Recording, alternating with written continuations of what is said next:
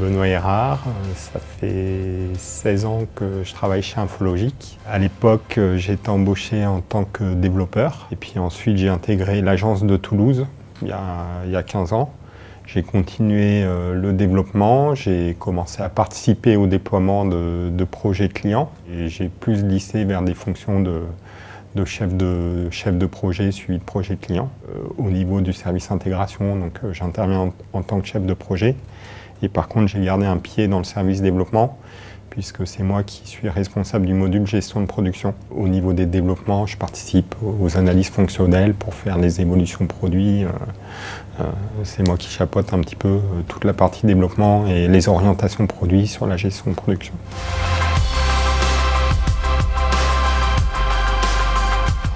La première mission que l'on a, c'est au niveau de l'analyse des besoins, de visiter les clients, de dialoguer avec eux et de comprendre vraiment leurs problématiques et la manière dont ils travaillent et dont ils souhaiteraient faire évoluer un petit peu leur méthode de travail. Notre rôle, c'est de les conseiller et d'orienter le paramétrage au niveau du produit pour que, voilà, qu'ils aient un produit qui soit efficace et qui réponde à leurs besoins, à leurs problématiques métiers. Et puis l'objectif également, c'est de leur faire exploiter le plus possible de fonctionnalités de copilote. La finalité, c'est que le démarrage se passe dans de bonnes conditions, que les objectifs qu'on s'était mis en termes de fonctionnalités soient atteints. Et après, ce qui est également intéressant, c'est le suivi dans le temps, c'est-à-dire des clients chez qui on a démarré le RP il y a quelques années, chez qui on revient sur des journées pour les aider à aller plus loin et à utiliser plus de fonctionnalités dans l'outil.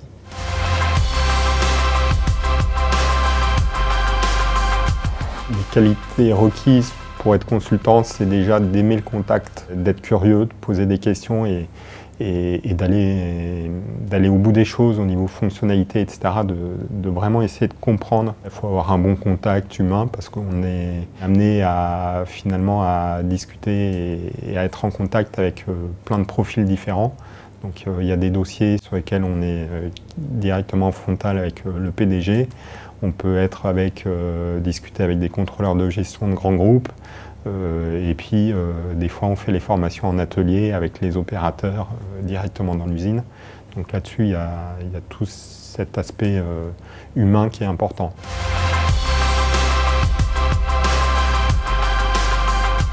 Aucun consultant ne maîtrise de A à Z les fonctionnalités de copilote. Donc on a des consultants gestion de production, on a des consultants plutôt orientés préparation de commandes, logistique, stock, des consultants orientés gestion commerciale, EDI, comptabilité. Donc sur le déploiement complet de l'ERP, on peut être 3, 4 à 5 consultants spécialisés, chacun sur son domaine. Donc là-dessus, il y a de la communication et un travail d'équipe effectivement pour se synchroniser, pour être raccord et pousser tout le monde dans le même sens.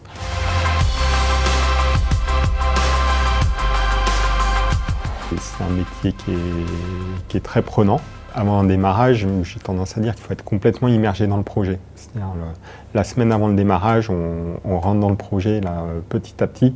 Il faut être complètement immergé pour être réactif, pour vraiment répondre aux clients. Il y a des vrais challenges. On n'est jamais capable de dire en début de projet, c'est sûr, c'est impossible de le rater. Il y a toujours un petit peu cette pression et cette incertitude de est-ce qu'on va arriver au bout de ce qu'on souhaite mettre en œuvre.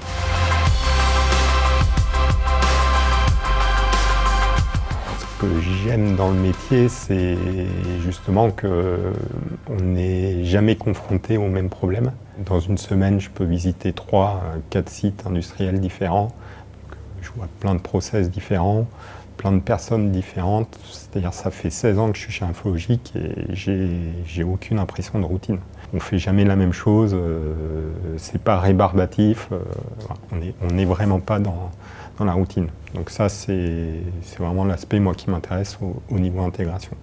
Puis après, au niveau développement, c'est la conception de produits, c'est imaginer des nouvelles solutions et puis intégrer des nouvelles problématiques métiers, comprendre le fonctionnement des clients chez qui on va.